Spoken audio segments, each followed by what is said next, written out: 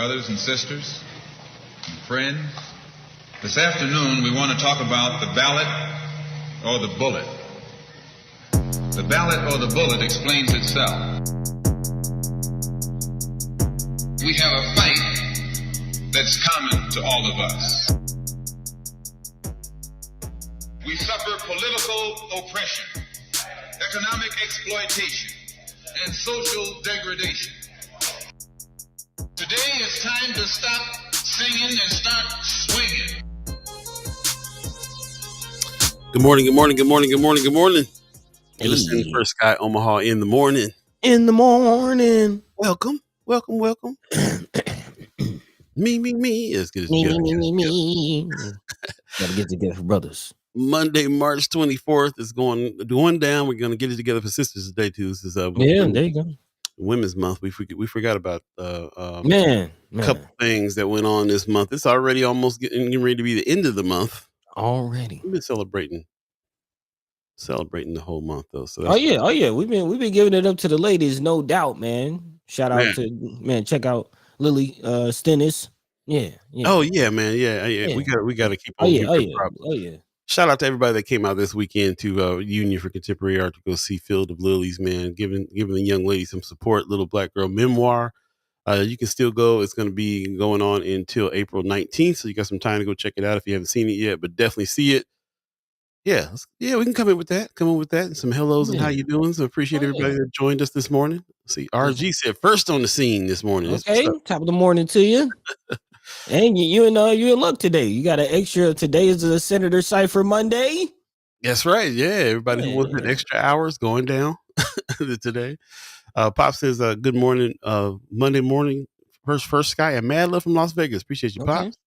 Lake Keister gives us a happy marvelous Monday. Right on. Black Dynamite is up early. Good morning, y'all. Man, okay, Amy H out in the house with good morning. Appreciate y'all. Man. Yeah, Marlon Harrison says, "Good morning, First Sky family. Good morning to you." Mark Manor says, "Good morning.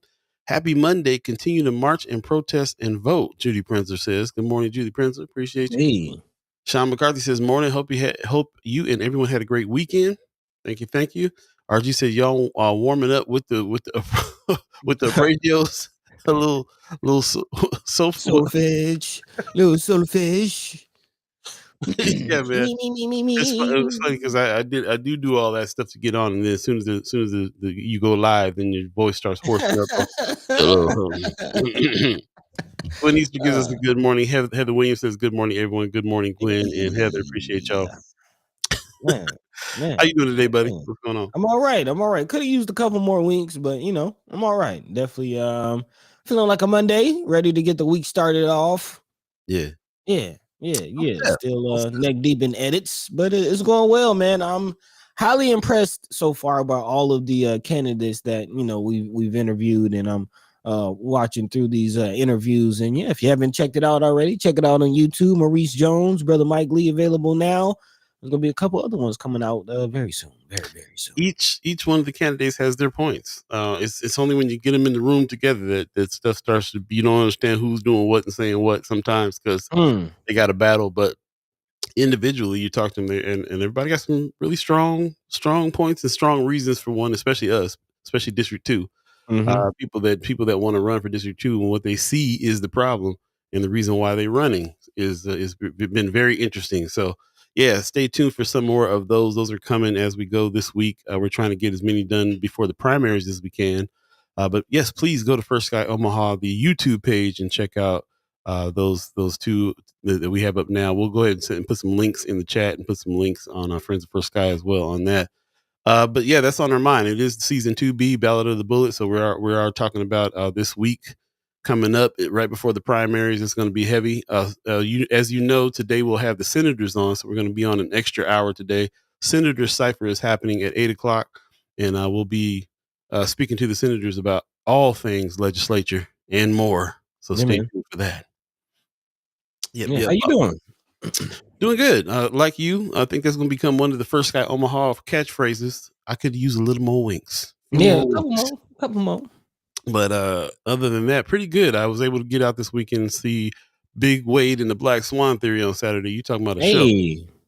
Hey, Every time I see them, their show gets more intense, more better, more entertaining. It's just crazy how good they are, man. So good. nice. They played with Josh Hoyer this time. It was a duo show. Josh Hoyer in his band in Big Wade and Black Swan Theory. Josh Hoyer did a cover of Roy Ayers' "Sunshine" that shocked me. I was like, what? When he started, I was like, oh. I don't normally have a huge interest in like white folks singing blues, white bands singing blues, but Josh Hoyer and them get down. Josh Hoyer and them get down, and then when they started that Sunshine, I was like, okay, all right. And I talked to him after. He was like, yeah, I was a little nervous when we started, but it turned out well. I was like, All yeah, right. Hey, took a chance. Roy Ayers would have been proud. So Nice. So it was good. Yeah, I made myself go. I made myself put the work down and just like, you know what? I can walk down to the waiting room. Let me go see what's happening. So Man, I'm glad you did, man. I'm glad you did. There's, it'd be some events. I'm sure the people out there be wanting to see your face a little more. I mean, I know how it is behind the scenes. We got work to do, but yeah, ain't nobody ain't nobody paying the rent over here. We gotta do what we gotta do. Hey, ain't that the truth? We gonna jump into some community updates, and that led me to this other thing I just saw. King Iso's gonna do a show at the Waiting Room coming up this Saturday. Nice. So number one, that's nice. Number two, Waiting Room doing local hip hop again. Something to talk about this week. We have to talk about it. Yeah, that's what I'm kind of like, okay, let's see what's happening. And it's not Devin the dude, they gonna steady bring Devin the dude, but they stopped doing local hip hop for a little minute. Right. King Iso kind of not. I mean, he on that level now. He ain't. You know what I'm saying? It might not. It might be that they don't feel like he's local. And we'll talk about it. We'll talk about it. Maybe. Mark Manor says Josh Hoyer won the International Blues Challenge in Memphis in January. I remember that. Okay. Yeah, man. International blues, huh? Yep. Josh Hoyer band gets down. I've seen him. I actually played. We actually played a show together at Slowdown when I played with Sam Aaron and the Love Affair, and so I saw him before. I know he's super talented, but his game upped as well. Like his show is top notch, man. So they get down. Mark Manor says Waiting Room has done a ton of local hip hop for 2 years again. Okay. I did not know they were doing it again, so I'm glad to hear that. Shout out to Mark Manor on the music man on the scene. Appreciate you, bro. Yep. Also, Black Dynamite said they've had Tank and the Bangers a couple times. Yep. Okay. Yeah, Waiting Room gets down, man. They definitely do some stuff. I like how they bring in the talent. Right here on the block, they bring in the talent and from other places. We don't always get to see all the time, so that's what's up. I love them Devin the Dude shows and all that, man. That's when I feel like Omaha's doing some things, So actually, one of the first live shows I ever went to of like a major artist on tour was at the Waiting Room. Is that right? Yeah. It was actually kind of it was Wiz Khalifa and from the Wu-Tang Clan. Oh, I'm drawing. Oh, what? Yeah. Missed that show. Man, it was a while ago. I'm drawing a blank on his name. Man, You Got. Okay, yeah, that's what's up. Yeah, You Got opened up for Wiz Khalifa. Mark Manor says they do have have half a dozen shows a month between there and Reverb. Even Marcy did a show there recently. Okay. Missing all of this. Shout out to Marcy Yates, by the way, doing his thing over there at Culture House, and also for his new release. We need to have him on and talk about that. Man. But let's jump into a couple things. I appreciate everybody joining us on that. We already talked about the show that's happening at Union for Contemporary Art. Still some time to go see Lily Stennis Vincent's displays there. Field of Lilies is going to go on until April 19th. So I would highly encourage you to go check this out over at Union for Contemporary Art. Things are changing over there big time, and we'll continue to talk about that. Got some updated news on situations over there at the Union that we're trying to confirm now, so we can talk about it soon. And then we'll have Lakeisha Green, who is the executive director there, back on the show soon as well. So between time, please keep on doing the thing and supporting the young sister out here doing her thing. Appreciate that very much. Also, what's coming up, of course, we want to keep on talking about key Omaha primary dates to know. March 31st is last day of early voting at the election office. So it's going down, and then April 1st, of course, primary day. We're at the end of this list because it's coming up. This is the week. So it's coming up very shortly, and primaries polls open at 8:00. Find your polling place. Definitely figure out what your polling place is, because we've heard that some of them have been changing. So you might want to confirm where your polling place is and get ready for April 1st for sure. But yeah, definitely do that. Also, shout out to Swing Left Nebraska. They're on week 11 already, unpacking the unicameral. It's always a good show to check out. You want to learn more about what's going on in the unicameral and enhance what you know. Get your questions ready for the senators that's going to come on. Senator Ashlei Spivey, Senator Terrell McKinney, that's going to join us after the 8 o'clock hour today, so we can talk more about that. But this is also a good source for you to go check it out where you get your podcasts. Definitely check out Unpacking the Unicameral. Week 11 is going down. Also, an update on a missing person that we talked about last week. Ariana Morgan has been located. So some good news there. She's 14 years old, so we're very happy that she's been found. Don't know the details on where she was found or what was going on there, but they just have been putting this out that she's been located. And yeah, man, finally some good news on that tip in a big way. Unfortunately, though, there's still other folks missing. Celia Lemire is missing. She's 18 years old and has been missing for a while now. Let's see, what's the date here? 13th of March, missing date. So yeah, it's been some days. If you've seen her, if you get any information there, of course, call Omaha PD 402-444-4877. And yeah, be on the lookout, please. Something real cool's going on with some of the friends of First Guy Omaha. Some of the Chad Chimers. Miss Erica Felt has put a birthday fundraiser up for Brighten Our Future. So one of our Chad Chimers is doing a fundraiser for another Chad Chimer. Yep, showing some love. So I will definitely get you the information on this. As a matter of fact, I'll put that in the chat right now so you can see this fundraiser here and try to help her reach a little bit of a goal. It's not a lot of money that she's trying to raise. She's trying to help out a little bit over there. But remember, Brighten Our Future's Early Learning Center is one of the local situations here that take care of these babies. Shout out to Sunita Budai for putting this together. And she works on a sliding scale over there. So she really works with families to try to figure out how they can get their kids, taken care of there. So that's and Miss Erica Felt has the Playhouse. So she also is in the business and watches and has takes care of kids too. She has a learning center herself. So yeah, it's good to see the community getting together and trying to bolster each other and in the spirit of collaboration and taking care of these babies, man. Something else. So yeah, that's what's going on there. We appreciate everybody who's put in things at Friends of First Sky Omaha. While we're talking about fundraisers, don't forget to help out. We're still trying to help Idle Vital reach their goal. Definitely hit them up because this is getting down to the wire here as far as the construction, as far as the plumbing work that has to be done in order for them to continue on. But seems like they're doing pretty all right. It's steady growing. Everybody who's helped out, we really appreciate everybody who's done that. And I'll put that in the chat as well. Just thinking about some of those things, man. When I start planning out my week, I start thinking about some of the causes that are out here, some of the places that I want to frequent. Some of the, I want to definitely hit Idle Vital up and buy some juices this week. Putting that in my plan so we can continue to support. And that's what I'm trying to use Mondays for these days is to try to set my intentions about how I want to move this week. And so I just want to give a shout out to the people that are trying to make something happen, man. You can't make nothing happen around here without giving a couple bucks up and supporting, putting your money where your mouth is, like we like to say. Yeah. So appreciate that. Also want to give a shout out to our partner, Jade, man. Jade Rogers is the powerhouse, man. Big time. She's honored to be part of the newest cohort of the Goldman Sachs 1 Million Black Women Black in Business program. So she got accepted to this and is going to be part of this cohort. And yeah, it's a huge deal. She's very humble, doesn't really say much about the things that she does, but sometimes she got to pop out and show us. All right, what's happening. Shout out to Jade, man. Jade Rogers gets down. I know you know her.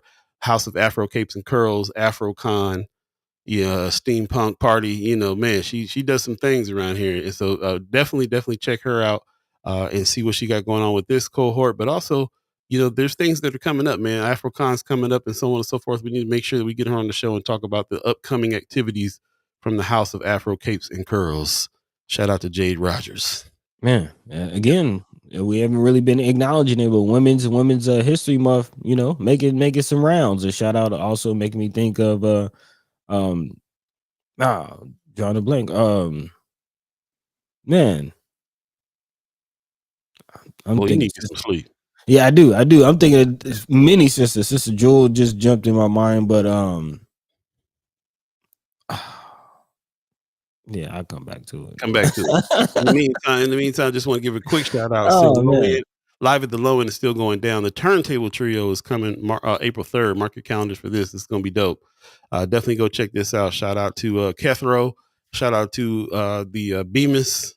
Is it Bemis? Yeah, this is happening. But yeah, Live at the Low End at the Bemis. So shout out to them for doing these.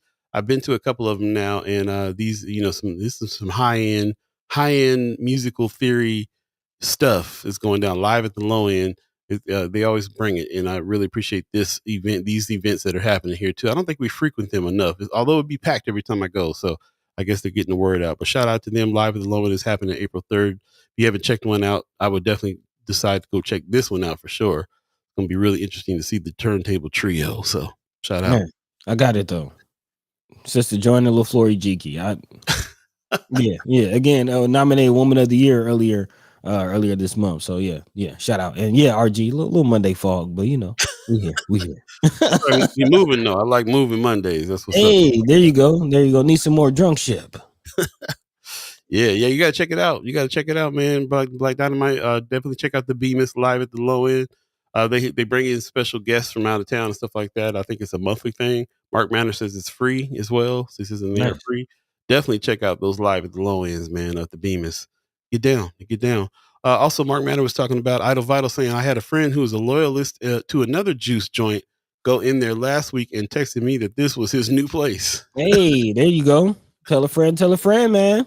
Gotta tell a friend.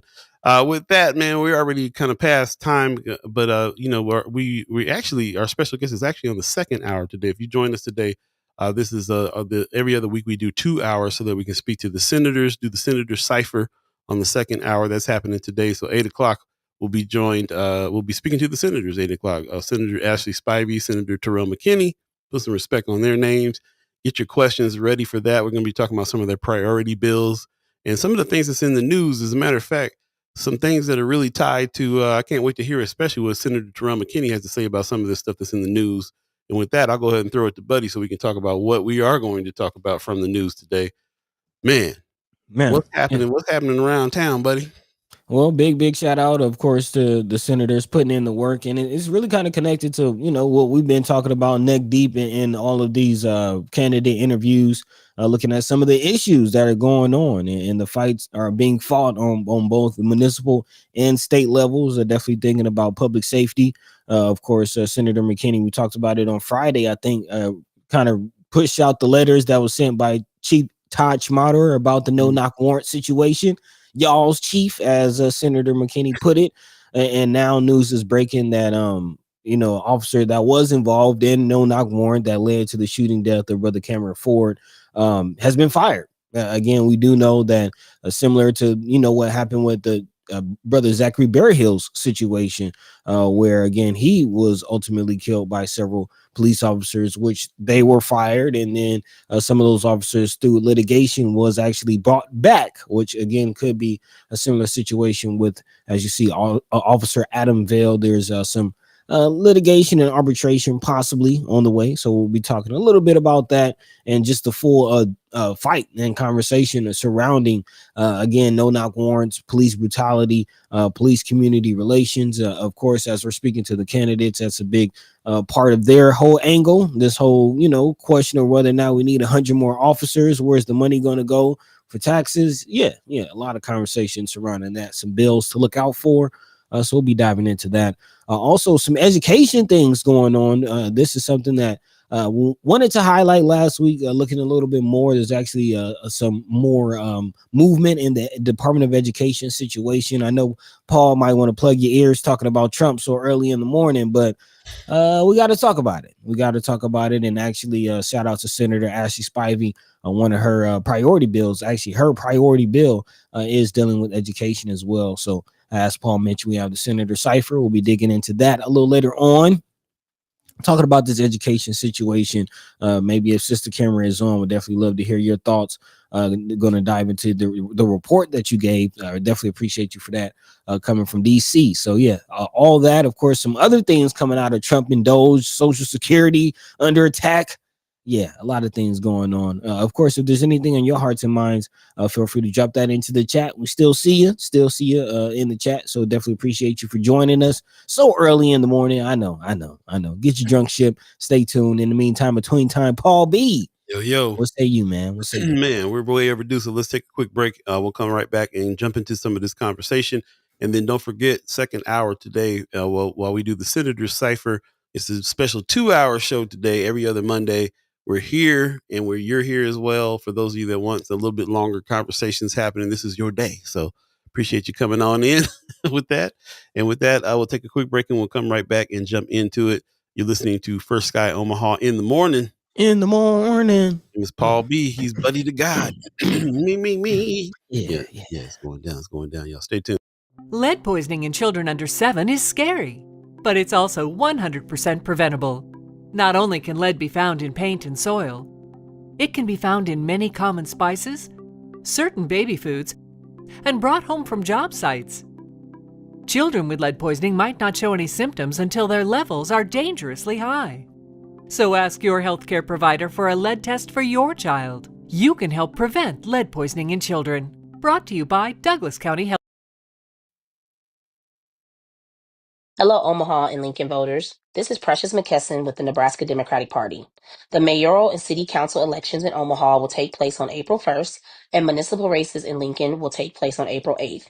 Early ballots will be mailed in Omaha on March 17th, as well as in-person voting will begin. Early ballots. Man, apologize for that. Yeah, this program tripping this morning. Apologize for that. We'll come back and run that again another time. But welcome back. In the meantime, you're listening to First Sky Omaha in the morning. In the morning. My name is Paul B. Hey, buddy to God. Yeah, RG, man. I spoke to the fam out there in California about some drunk shit with a whole bunch of peas on it. Yep. And I think they're looking for a new farm, man. They went over big that they were sourcing from one farm in Ethiopia, the birthplace of coffee, and they're looking for another source, and that's why they have been out. But man, it's really interesting how the coffee business has been working on that local level, and I learned a lot. But shout out to everybody who has bought drunk ship before, and shout out to the people that are buying drunk ship merch, like in lieu of the coffee company. They're still selling merch. So I appreciate that. They said they get a lot of Omaha orders, so that's what's up. Nice, man. Yeah. Support, represent. That's what it's about. Big time. We'll go ahead and jump into the conversation. Thanks for joining us. Do us a favor and share the show on your page. If you're on Facebook, we can get as many people in the conversation as possible. If you're on YouTube, do us a favor and like and subscribe on there as well, and send a link to anybody who you think would be a good person to have a discussion with on the subjects that we're on today. So with that said, I'm gonna go ahead and throw it over to you, buddy. What's first on the agenda? Yeah, man. Again, today is our Senator Cypher Monday. So kind of, peeking at a few of the bills, looking at the fights that are going on Capitol Hill, if you will. That rhymed. I like that. But yeah, just trying to figure out what's going on, man, and looking at the fights and also connecting what's going on the city level. Again, we're still neck deep in these candidate interviews and, hearing about the issues. And again, a lot of research and a lot of conversation is being had. And one that is jumping out is the issue of housing, which is, of course, as we know, is a major issue, especially in Omaha. Seems like Lincoln has a few things that they're implementing, but Omaha still struggling with fair housing, affordable housing, however you want to, kind of detail or name this situation, still trying to figure out a definition of affordable housing. So there's a lot to the name of this thing, but trying to figure it out, and still in the fight is people still hanging in the balance. Of course, we'll be getting into Senator McKinney's bed bug bill here in a second, which is central to this whole fight for fair and safe housing, emphasis on safe, especially in light of Thursday night's event. Of course, we've been talking about the City View apartment. Shout out to everybody that went down there. Big Sherman them had the cookout out there, trying to help the folks, man, because again, there's a situation. He went into the building, saw how the conditions were, and there was a whole inspection situation, which is actually, now that I think about it, we might need to talk a little bit more about this. How did they pass inspection? And then, not even a month later, the building has to be evacuated. This coming out of WOWT. A large presence of police and rescue personnel were on scene as apparent gas leak again led to a mass evacuation on Thursday night. An Omaha officer on the scene told WOWT that residents at City View Apartments evacuated due to a gas leak, which they did say is under control. Authorities are working to figure out, of course, how it started. No injuries were reported, but there again, here we are, City View Apartments, the same apartment building where the city had no plan on evacuating or moving these people out. Same, venue where they try to say they was up to par. They had a whole inspection, and yet here we are. So definitely looking to see how these candidates would like to address housing, maybe even a new mayor, as Mayor Stothard hasn't really seemed very eager to take responsibility, or even if it's not her job, which has kind of been her stance. It's not my job. You are the mayor of the city, and people are having to live in these situations. So maybe still do something, make some calls, do something. maybe. Yeah. So, definitely there we are on that situation. Again, also, Brother Hassani Lee making a sighting in headlines, still fighting for this time elderly housing, which is a whole nother side of this conversation, actually reminding me of how hard it is to find housing for our elderly brothers and sisters. Of course, you think about the Levi Blake situation, where Brother Levi just walked out of his apartment, and had he been in a live-in situation, maybe had aid or assisted living, then that might have been avoided. I'm also thinking of at the time, my fiance, her grandmother was looking for housing on a fixed income, and we'll be getting into Social Security here in a second, but on a fixed income, trying to find housing. I think she was only making like $1,500 a month, trying to find a housing situation. You already know how that played out, with that monthly income, slim to none out there. I think she ended up moving in with a family member.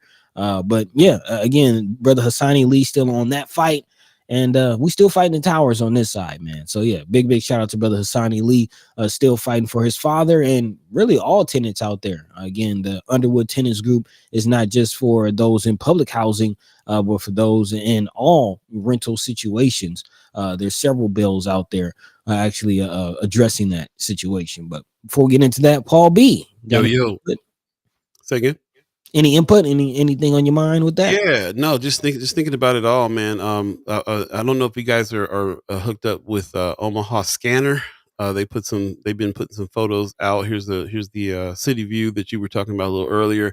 It's kind of been on their radar too. When Omaha Scanner chimes up, that means that the police chime up, police and fire. They keep track of that, and talk about the incidents that are happening. I kind of feel for the folks that are out there, to have to be evicted because of some situations that are going on there, or not evicted, but they're being put out of the situation.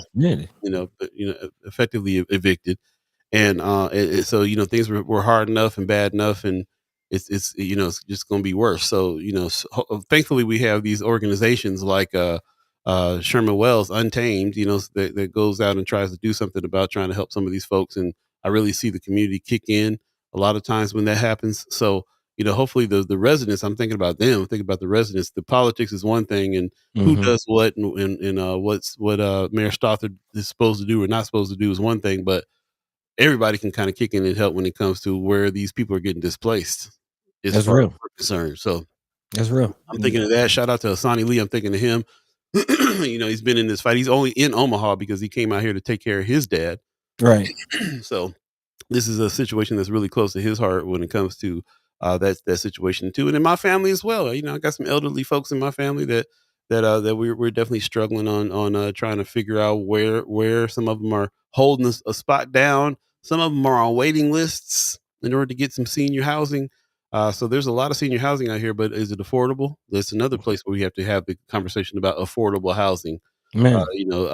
Social people on Social Security, fixed incomes, having to figure out how to live on that and pay some rent when rents are super high for senior housing as well.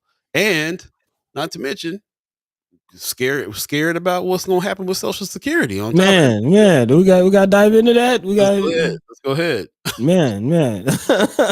Yeah, it's kind of crazy. Again, we try to avoid talking about Trump, and I definitely appreciate your sentiment as far as focusing on the people around you, the people that you can see, the people that you can touch, the streets. Like, yeah, there's the politics are one thing, but the people coming together. But at the same time, it's kind of hard to avoid the politics, especially when these kind of moves are being made, and your bottom line is still being impacted. And actually, it's kind of crazy hearing from some of these officials, quote unquote, one of which saying that only fraudsters, the quote we came across this morning, only fraudsters will complain about Social Security checks being cut or held up or paused. And he said most people will be okay with their Social Security checks being on hold or missing a payment for one cycle.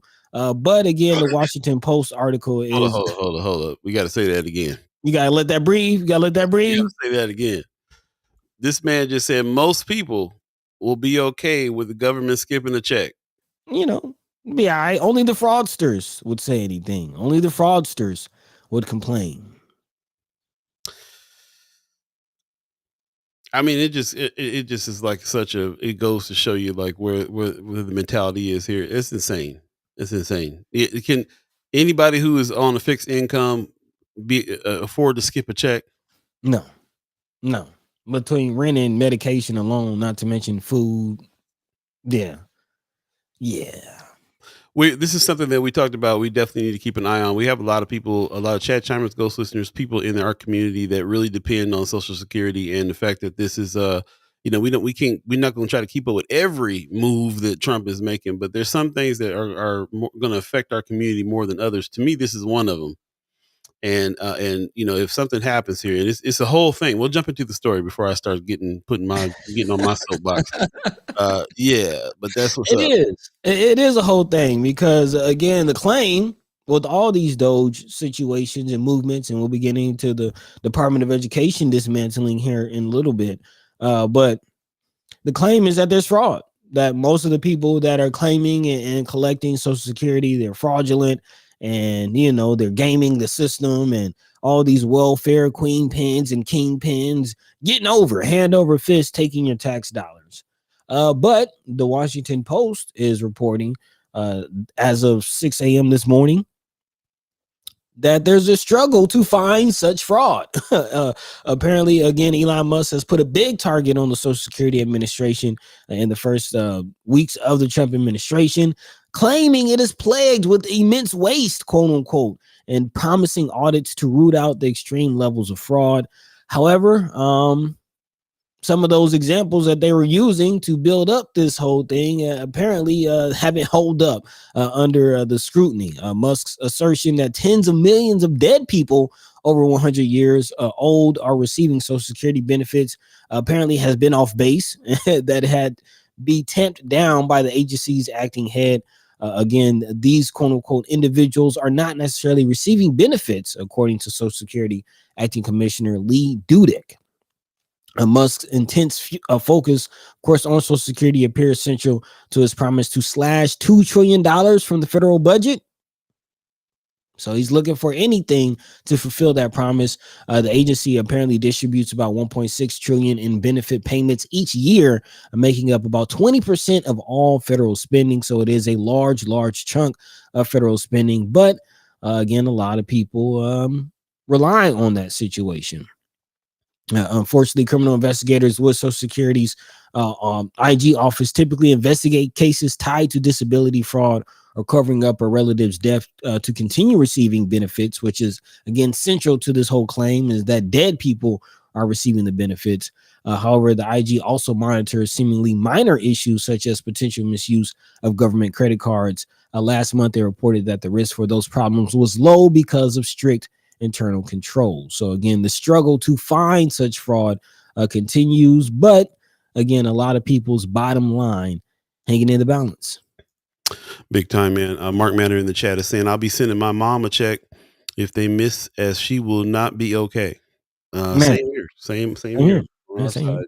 we're already trying to figure out what to do to gear up for any of those things that's happening. I saw something, I heard something on the radio about some of the tactics that he's using, that Elon is using with Doge. And this first of all, I got to show you this picture of this man. He think he out here cutting stuff, slicing stuff. just crazy, just basking in the celebrity of what's of his life right now. He hired a bunch of 20-year-olds. Is what the rumor is. He hired a bunch of young folks that's going in here trying to find out, trying to find the fraud. First of all, it seems to me like a lot of the young folks that have been hired don't understand how the Social Security system works. Are saying that they're finding things and then it's getting disproven. Feel like a lot of them feel like that Social Security is going to be on their backs. They don't even really realize that the Social Security comes from money that's been put in before them. And there's just it just reminds me of these tactics. I don't know if you guys ever saw that show, The 3-Body Problem. I think it's on Netflix. Man, and it's giving me visions of the beginning of that show where they're in China and they're using young folks to beat the old folks. Because the young folks are so easily manipulated to just say this is what it is. This is wrong. This is and they're getting and then they're anyway. You know what I'm saying? I don't want to go too far into it, but like that show's crazy. Show's crazy, and it really just it gives me those kinds of visions when the tactics that are being used here is to bring in folks that don't have that either has to learn it or doesn't or just is working off of some instructions because they just don't know what's going on. And trying to find some fraud, in every situation, there's going to be some stuff going on, some fraud. I don't know if you dismantle a whole situation because of that. And especially when there's so many people that live on that. And this is where a lot of folks are need to get together because people of all different backgrounds got family that need this check. Man. It's not that if they think they're doing something because they're targeting black folks or they're targeting people of color. That's crazy. How many people do you know? How many people? The system was there so that you didn't have to live in poverty when you got older. The system was put in place there for that. The way that it was built is that you put this is your money coming back. This is your money coming back. This is the money that you put in all your working life. It's crazy. Pops in the chat says, these days, even working people can't afford to miss a check. When Social Security is the only money you have coming in, missing one payment could be life-threatening. Yeah. I mean, literally, because you got pills. I mean, medication alone is expensive. Mama God says, they are all fraudsters. This is real. Amy H. Dot says, meanwhile, his stupid truck roof's flying off. Man, I did see that. Yeah. Somebody completely just dismantled the Cybertruck with their hands. He had to recall. He recalled a whole bunch of them. Right. It's the one of the days, like right. The eighth recall. And biggest. And it comes a few days after Trump was out there promoting the truck. Mama Guy says it was a cabinet member who said if his mother-in-law missed a check, she would just wait for the next month's check. Only the fraudsters would complain. His family member don't rely on Social Security. Can you imagine being so out of touch and ridiculous that you're like, well, my mom missed a check? We'll just you just sent my mind down the loop, and I just made like 5 connections that I gotta share because I can't make this up, and this is hilarious. And the fact that you brought up 3-body problem is quite interesting. Quite interesting. And like the whole example that you use with the young folk at the beginning, because check out that show. Great show. It's on Netflix. Man, especially if you're in the science fiction, check it out. But the problem was they were trying to stamp out science. Like they were attacking people who were pushing science. So they were going against science, like fact-based, logic-based thinking was being rooted out in this show. If you see what's going on, fact-based, logic-based thinking is being under attack. What's going on? Furthermore, another movie where fact-based, science-based thinking was under attack, Idiocracy. And I gotta show this picture, bro. First of all, while I pull up this picture, bring that picture of Musk back up with the chainsaw. Where is that? This man is. Look at this fool. Oh man, Cybertruck's falling apart. Rockets blowing up in the sky. I don't, and this it's still going. and look at the parallels. This is the president from Idiocracy. This is can't make this up. Can't make this up. he might as well have a chainsaw. I thought you did have a chainsaw in this movie somewhere. Yeah, man. Yeah, it's crazy. The parallels. You just can't make it up. You can't. Yeah. You can't. Yeah. Yeah, but what say you? We'll leave it to put it in the chat. I appreciate everybody that's jumping out. Amy H. Dot says out of touch for real. For real. Like my mom gets a social security check. If she doesn't get her check, she'll just wait till next month's check. It'll be all right. I'm sure it will be all right for your family. Man. For your family that obviously got some loot. This doesn't depend on it.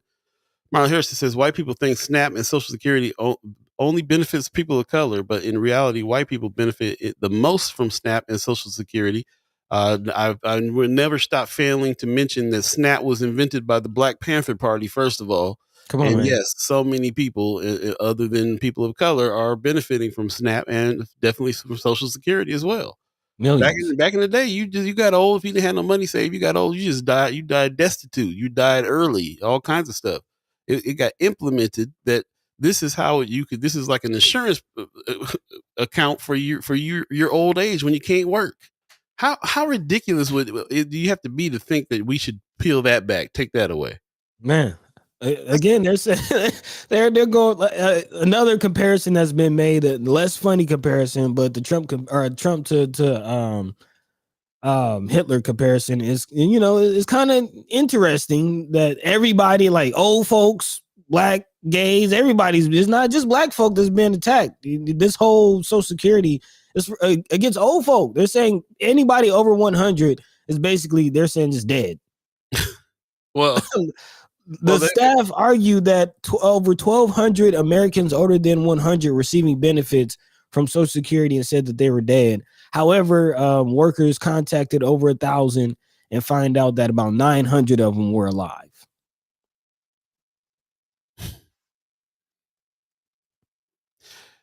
We can peel this all the way back to the beginning. Why, if you're trying to figure out where you can save money, and for what? For what? To bring the deficit down? What does he need to find all these trillions of dollars for in the first place? $2 trillion.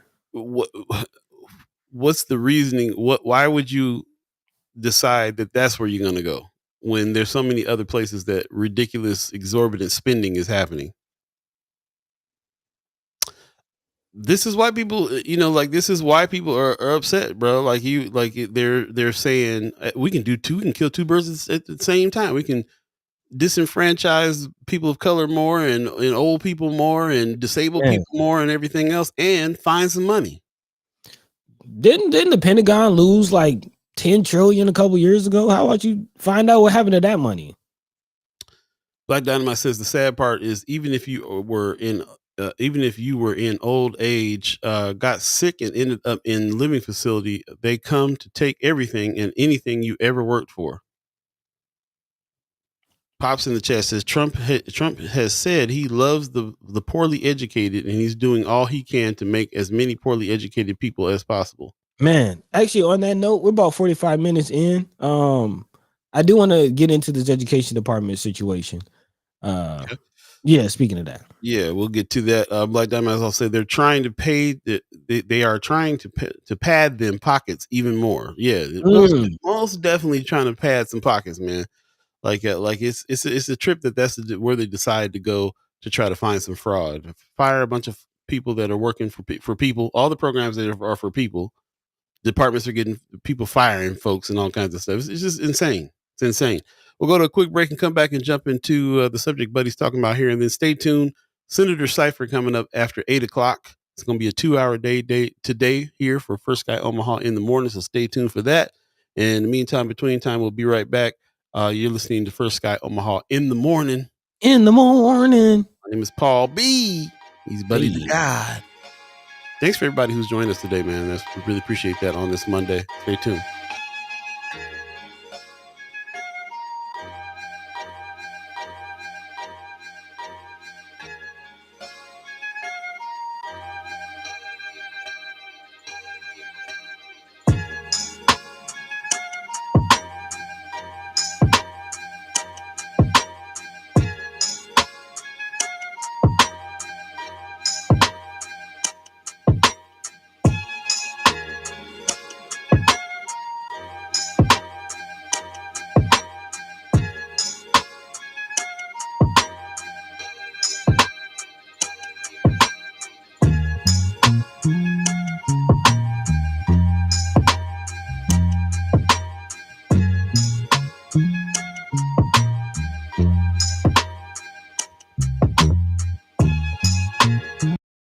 Hello, Omaha and Lincoln voters. This is Precious McKesson with the Nebraska Democratic Party. The mayoral and city council elections in Omaha will take place on April 1st, and municipal races in Lincoln will take place on April 8th. Early ballots will be mailed in Omaha on March 17th, as well as in-person voting will begin. Early ballots in Lincoln will be mailed on March 24th, and in-person voting will begin March 24th. Remember to sign and return mail-in ballots before April 1st for Omaha and April 8th for Lincoln. Visit nebraskademocrats.org for more information on candidates and voting procedures. Paid for by the Nebraska Democratic Party, who is responsible for the content of this advertising. www.nebraskademocrats.org, not authorized by any candidate or candidate committee. We hope to see you all at the polls, and remember, when we vote, we Shout out to Precious McKesson, who's always reminding us if our vote didn't matter, they wouldn't work so hard to suppress it. Man. And yeah, it's going down. This is a season 2 Ballot of the Bullet, season 2B, Ballot of the Bullet. And that's because we're in the season of an election. Got a huge election coming up. Primaries are coming up on the 1st. So that's next week. And get ready for that. Just want to remind people again about those dates. This last day to do early voting will be March 31st at the election office. This is where you have to do that. And then after that, primaries is happening April 1st. Yep, it's coming up. So get ready for that. We got a chance to have a new mayor. Got a chance to figure out what we're doing about our district, District 2, where there's 9 candidates running. Don't forget to go to our YouTube page and check out some of the get to know the candidate videos that we are uploading regularly this week. So definitely check it out and dig in and find out what's going on here so you can kind of make an informed decision about what's happening. And we're especially trying to get the District 2 ones up as soon as possible because there's so many to sift through and we got the primaries coming up. We got to figure it out here real soon.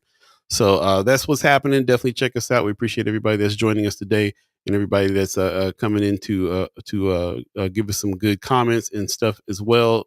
Don't forget, stay tuned. 8 o'clock is the second hour of First Guy Omaha in the morning is happening with the Senator Cypher, Senator Terrell McKinney.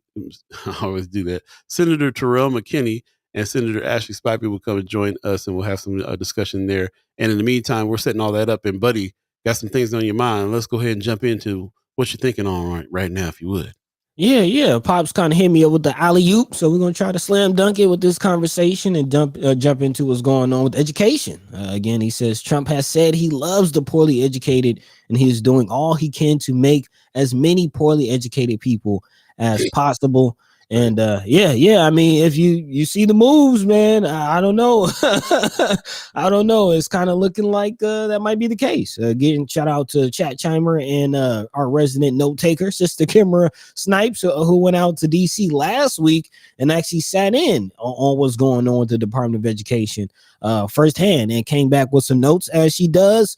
So definitely wanted to dive into, what she has to say. And then as of Thursday, there was an executive order that was signed. But first, again, Sister Kimmer starts with what a day. Shout out to Sister Erica Badu on that one. What a day. Man, and what a day indeed. What a time to be alive to see the possible dismantling of the Department of Education. She says 47 cents of every dollar for Title I goes toward compliance. They claim they want to free up funding for student needs. They want to give more control back to parents, which again is something we've been seeing brewing over the last several years, actually since the last Trump stint with the whole fake news and anyway.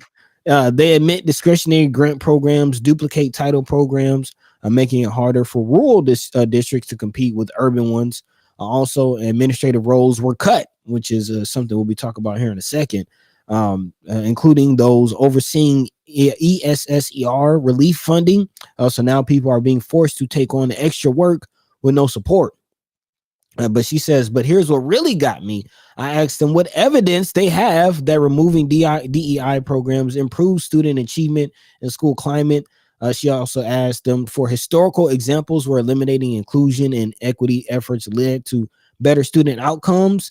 And she says they were completely silent as far as, again, how these moves are improving student outcomes. How is this making things any better for the students? And again, this latest move still fails to answer that question. This coming out of CNN as Trump signed an executive order on Thursday And again, the executive order aims to fulfill a long-standing campaign promise to shift more power over education to the states rather than the federal Department of Education, which means what happens to the funding. Again, federal funding for students with disabilities who fall under under the Individuals with Disabilities Education Act, along with Title I funding, which Sister Camera is talking about for low-income schools. You can think of whose that is. And federal student loan payments will not be changed by the order, a senior administration official said. However, the order bans programs or activities receiving agency funds from advancing diversity, equity, and inclusion or gender ideology, which again is something that Sister Kimra is saying. How does this impact student outcomes? Supporters of the order also say that the education oversight should be returned to the states and parents, while opponents argue that the move will harm children and their ability to learn. So again, central is the state rights situation. Of course, DEI still central to this whole thing. And of course, while they say federal funding won't dry up from these situations, we can definitely see the writing on the wall that federal funding will be impacted across the board. Which, shout out to Flatwater. They've already, detail how there's concerns behind the scenes for some of those programs. So here we are, maybe homeschooling making a return. What say you, Paul? Well, I think in my simple mind, because of me, I come into this thing not knowing nothing, so I'm trying to figure things out as I go. And where I'm at is that I understand that the Department of Education has been there in order to serve folks that weren't really getting served in the regular education system in the first place. It's really all based around that. So kids with disabilities, so on and so forth.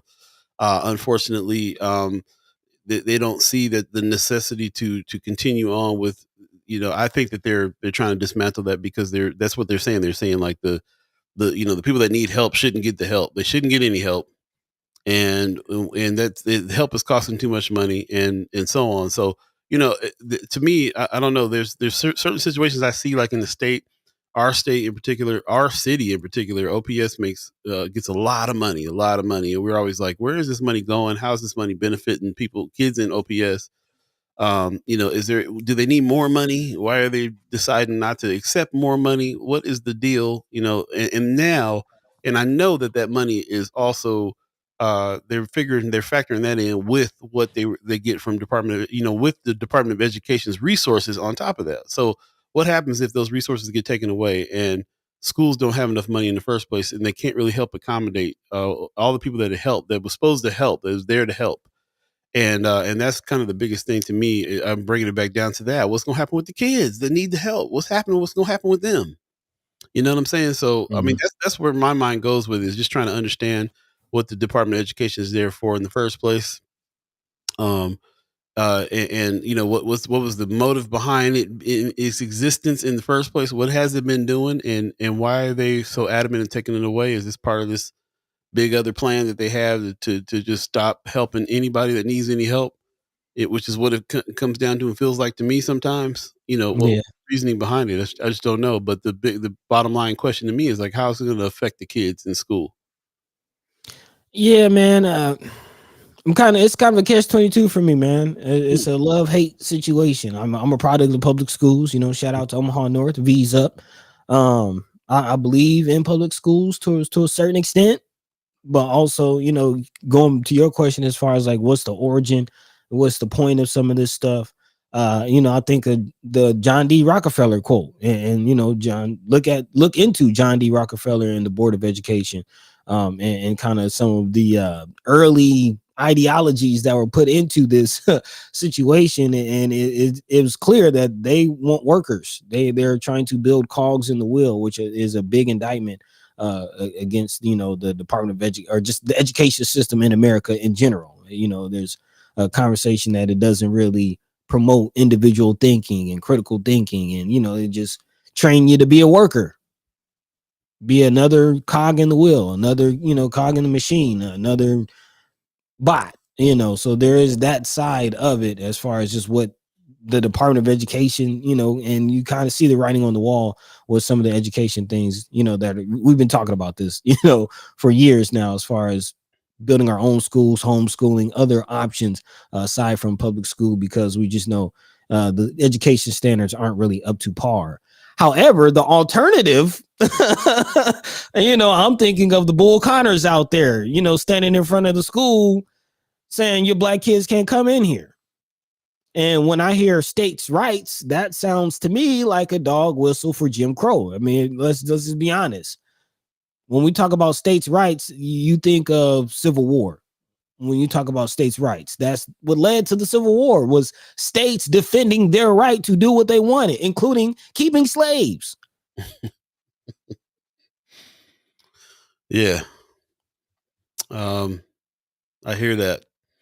I can see why you say that. You're right. It's a double-edged sword. We always are trying, and especially in spirit of where we coming from with the self-sufficiency idea, with what is the black agenda, especially with the black agenda. What is the idea here about how we are supposed to take care of things. I come from a background. First of all, it's a trip to me that President Carter, Jimmy Carter, is the one who established this in the first place. Jimmy Carter was the first president I was aware of coming up. I was born in 73. So my first experience of a president was Jimmy Carter. And he was a person who was always trying to help and put things in place, as far as I can see, to be able to help the disenfranchised people with the tools that he had then. At the same time that he's president, at the same time I'm aware of him being president, I'm going to a private school that my family owns, that my family put together. Mm-hmm. And I was just speaking about this the other night to my telling the story to my little sister, who wasn't around when that was the case. But I was 4 years old in my mom's first grade class. My mom was teaching. My grandfather was in the principal's office. My aunt was at the secretary's desk. My grandmother was teaching high school in another building, part of the building where my uncles were being taught by her because they were high school age at the time, and so on and so forth. So I'm coming from this private school, the situation where the same problems was happening in 74, 75, 76 when I was, when I was around that time, 77. The same issues were happening. They decided they were going to put their money together and build a school and do the thing because of the problems. And this is and the problems I'm imagining must have been thick back there. I got to ask some folks that were back there and grown at that time. They must have been thick because Jimmy Carter put together the Department of Education, established it because of seeing that there's a need for some help. And black entrepreneurs were putting together schools. So what if that momentum would have kept going? Where would we be at maybe now? So and do we need to revisit all this? These are questions. These are things that I'm just running through my mind now, just from my personal experience. Anthony Rogers right in the chat says, to be clear, Trump cannot unilaterally in the Department of Education. That would require an act of Congress. GOP have been promising to kill that department since 1979 when Carter established it. Mike Lee in the chat, good morning, says it's not based on a rational moral thought, or only because they want to put it back in the states to decide and pay for their own education system entirely. It also takes me back to when we were reporting on how Ricketts wanted to kind of take over the department. Yeah. And you know what I'm saying? And for what reason? You know what I'm saying? Marlon Harrison, who is in the system, says education has already been controlled by the state. Look at states like Florida and Texas, where they are allowing anything from book banning to banning Black history and other history being taught. Yep. Big time. Mama Guy in the chat says states left to appropriate is the problem. GOP never liked Department of Education. They want us to be the cogs. Oligarchy wants their money going to private religious schools to teach their children to be future leaders. These schools are being enlarged, prepping for their students. I mean, yeah, you can trace all that kind of stuff back, like you said. Is like you said, the Bull Connor standing in front of the school, not letting Black kids in.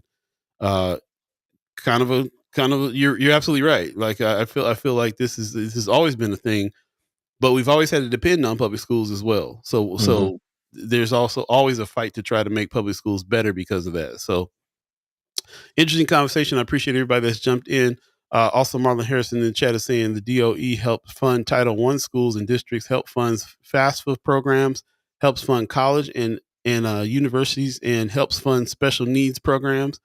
Yeah, these I was thinking about that too. People were feeling like FAFSA was going to go away. I heard somebody on the news talking about, well, your FAFSA is going to move to the Department of Finance now, and it didn't sound like she really knew where it was going, and that if that was a good idea. We don't know what's going to happen to it if it gets dismantled this way. So, yeah, interesting stuff, man. Appreciate everybody that's jumped in. Just want to let everybody know it's 8:00 right now. If you believe in the concept of time, you're now in the second hour of First Sky Omaha in the morning. And we do this second hour every other Monday now, so we can accommodate the time frame to be able to speak to the senators. Senator Cypher is coming up. We'll be speaking to Senator Ashlei Spivey, Senator Terrell McKinney, and we can start talking to them about some of these things as well. We really appreciate everybody who's joined us. Get your questions ready. Do us a favor, share the show, especially if you're on Facebook. Get as many people in the conversation as possible, and like and subscribe over there on YouTube if you would as well. See Brother King in the chat. Appreciate you coming in, man. He says this is civics. Civics is the study of the rights and responsibilities of citizens, government, and how citizens can participate in their government. It's a social science that helps people understand their roles and obligations within a society and its political system. Yep. Definitely feel like this show is engaging in some of that kind of civics lessons. So we appreciate you bringing that out as well. Good morning to Magic Miller Jenkins. She says, remember how we treated our disabled citizens before public schools? This is what I mean. I like I said, I came up. I was born in the Carter era, and I watched through the years facilities get changed and construction being done and ramps for wheelchairs and stuff being built as I was going to school, and that it obviously wasn't there before. So very interesting. Kimber Snipes is in the chat saying, "Good morning, y'all. We were just talking about your report. We appreciate you coming through, and we were talking about your Department of Education, the stuff that you saw in DC. So I really appreciate that very much. Also, Mama God in the chat saying, Paul, the problem is DEI will not allow you to have private schools for blacks and get government funds. Man, can we kind of talk about that for a second? Because this is definitely something that, on Friday we talked about thinking our own thoughts. This is a thought that crossed my mind. I'm thinking of the BAA. Exactly. If you remember last week, we reported that again, the UNO is under investigation for what they're considering to be borderline reverse racism and this whole doctoral program that is apparently helping PhDs, quote unquote, black folk get their PhD at UNO and other universities around the nation. And again, the Trump's government is acting like because the UNO is getting I guess funds or doing something in cahoots with this organization that they're discriminating against quote unquote white men. Yeah, it's great. and yeah, when you start to see how this DEI argument and whole conversation is being flipped on his head, and I would definitely I've kind of asked Senator Ashlei Spivey about this last Senator Cypher, how do you draft legislation specifically for disenfranchised peoples, i.e. black people, like people on the fringes, people who are being excluded and people who are being singled out, if you can't draft legislation about singled out groups? Because it's a very catch-22 situation, and I am worried about the likes of the BAA and basically government officials trying to act like the BAA is just another KKK or another racist extremist group when that's not the case. Well, luckily the BAA don't depend on no federal money, so right. Number one. As a matter of fact, we got somebody in the chat that we're gonna go ahead and bring in that can answer a lot of this stuff about the legislation and also the black agenda. Ladies and gentlemen, Senator Terrell McKinney is in the chat with us this morning. Good morning, brother. How you doing? I'm good, bro. How you doing? Man, doing all right. Not too bad for a Monday. Not too bad. Yeah, hanging in there. Hour 2. Yeah, let's see how it goes. How's your do anything fun this weekend? How was your weekend? My weekend was cool. I watched a lot of wrestling pretty much from Thursday to Saturday and chill with some family. Any highlights in the wrestling world? Any stars? We had a kid, 2 people from Nebraska won NCAA the NCAA Division I wrestling tournament. a kid from Omaha, Terrell Taylor, black kid. He won, so that was great. Man, national champ. Yeah. Bringing home the gold. I love it. Love to hear it. Yeah, man. Yep. Okay, man. Yeah, shout out to wrestling. Yeah, big time, man. Big time industry in Omaha. From got some family members that was heavy in wrestling. man. Actually, let's go ahead and segue. Speaking of wrestling, we're talking about Linda McMahon's. Not Linda McMahon. Speaking of wrestling, talking about Linda McMahon's education department. Oh my goodness. Yeah, man. We on a few things, and we love to hear your take on a couple of things. Right now, we're kind of digging into what's going on with the Department of Education.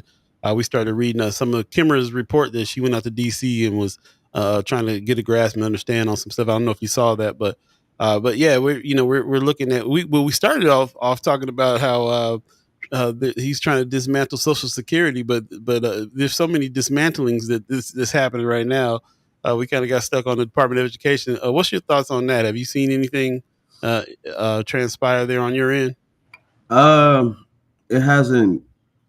I would say technically not necessarily hit the legislature yet, but I mean, there are people in the legislature that support a lot of the things he's doing, which is, something to pay attention to.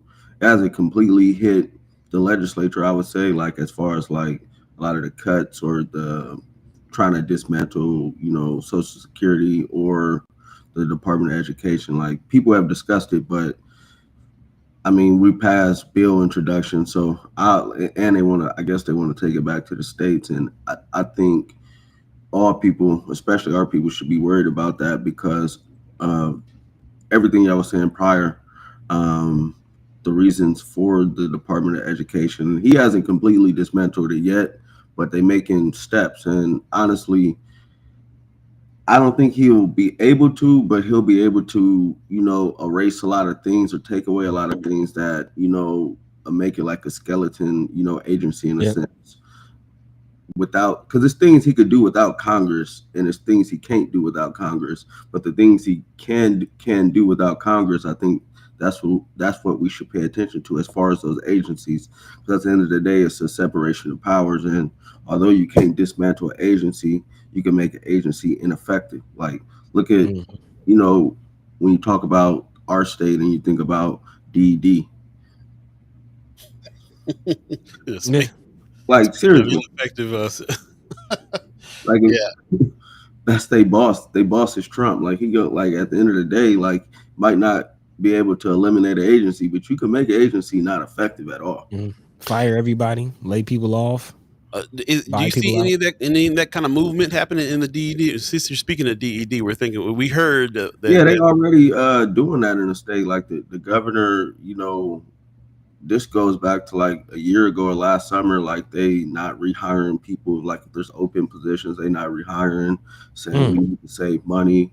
They trying to consolidate different agencies like the Department of Energy and the Department of Nebraska Department of Environmental and Energy and with something else. They're trying to combine two agencies currently, and they're trying to eliminate a bunch of boards and commissions as well.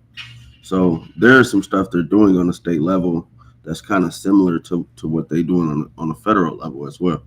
Man, actually, that has been something that's been brewing in the back of my mind to speak to you specifically about, going back to conversations when we had Senator Wayne on, and both of you kind of tipped us off that, there's a possible bankruptcy that's going to come through to the state. Like it's not looking good as far as the financial future of Nebraska. And with some of these moves from Trump, some farmers are being impacted. Some industries are kind of taking a hit on a downward slope, which could set us back even further. Like what's the outlook on that? Are we going to see more of what you're talking about, more cuts, more mad dash to try to save money and figure things out?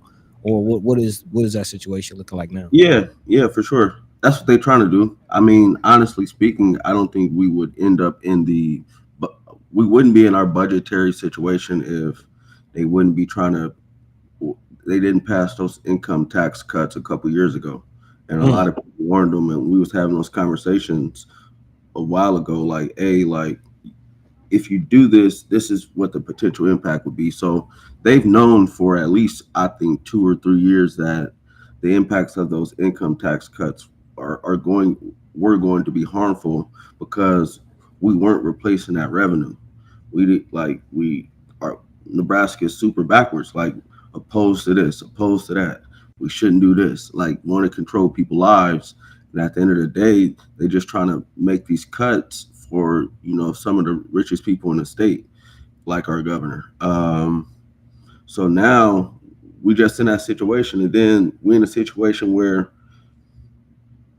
they still want to go forward with building this prison. That's $350 million. But if I'm being honest, I think it's under budget. Think about the prison was proposed in 21, 22. They still ain't started construction. And we going through all this madness. The cost is going to be a lot more than $350 million at this point. And they're going to have to come back to the legislature and ask for more money. And it's only a few people bringing this conversation up that, why are we building a prison in 2025? We one of a few places, not just in the United States, but in the world, that are still building prisons and think that is a solution. And two, we can't afford it. But taxpayers going to pay for it. And they always talk about, we care about the taxpayers and we need to look out for their dollars. And it's so many hypocrites in that place. I could go all day about that. It's crazy. That's crazy. Well, I appreciate that information there on that. We can shift gears if that's okay with you, buddy. Kind of want to check in with you, Senator. We talked about you had a priority bill that was that you had going. Maybe just give some updates on some of your priority bills first of all, and some of the other things you're seeing in the legislature that need to be paying a little bit of attention to. Especially hearings this week. For sure. So my senator priority bill was LB 48, which is a family resource and juvenile assessment center pilot program that I'm hoping it got voted out of committee. So now I'm just hoping that I could get it passed. And my purpose of that is all this conversation about juveniles and families and all those type of things. It's like at the end of the day, when you talk to families and you talk to the kids, it's a lack of resources. It's a lack of knowing where the resources are at. So my idea, and it's not really my idea because I kind of took it from somewhere else, but the reason for the bill and the reason why I'm prioritize is because I'm trying to work to swim further upstream to help our people and help our kids who are the most represented in the juvenile justice system, and make sure like they get access to resources and those type of things, because they just want to lock us up. And I bring it up every time in those hearings that, okay, it ain't just a kid. Like I'm not excusing the behavior or nothing like that. But if you create a situation where you put people in a box and deprive them of resources, what do you think is going to happen? Like at the end of the day, it's bad things will potentially happen, and they do. And I'm not going to co-sign anything when the system deliberately is not helping people. And people, try to get on me like, oh, you making excuses or you don't care. It's like, I do care. That's why I'm trying to help them. Like, and I tell my colleagues, Jacques, like, y'all worried about these families and these victims that they say, because they always bring up victims. Senator McKinney, you don't care about the victim. And I'm like, dude, I'm probably the most impacted as far as both sides of this than most people in the legislature besides Senator Spivey. Like I've lost too many family and friends, and I got too many family and friends that are locked up because of some of these situations. So I've seen it from both sides. And at the end of the day, when you talk to people, it's a lack of resources, it's a lack of help, a lack of knowing where to go. And that's why I prioritize that bill. Another bill that actually got a speaker priority I was surprised about was LB 704.